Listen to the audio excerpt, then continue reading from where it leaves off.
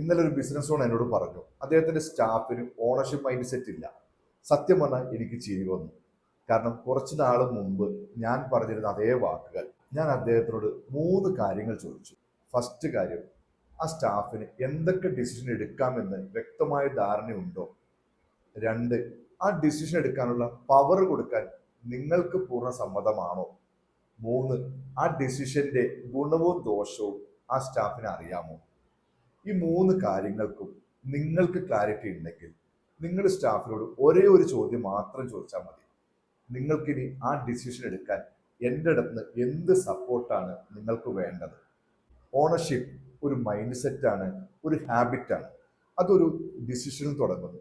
ആ ഡിസിഷൻ എടുക്കാൻ പ്രാപ്തരാക്കുന്നിടത്താണ് നമ്മുടെ യഥാർത്ഥ ലീഡർഷിപ്പ്.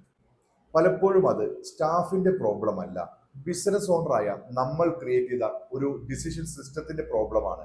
ഡിസിഷൻ സിസ്റ്റം മാറുമ്പോൾ സ്റ്റാഫുകളും മാറുന്നു. നിങ്ങൾക്ക് നിങ്ങളുടെ ഡിസിഷൻ പാറ്റേൺ തിരിച്ചറിയണമെന്നുണ്ടെങ്കിൽ കമന്റ് ചെയ്യൂ. Clarity, one breath, calm mind, clear decision.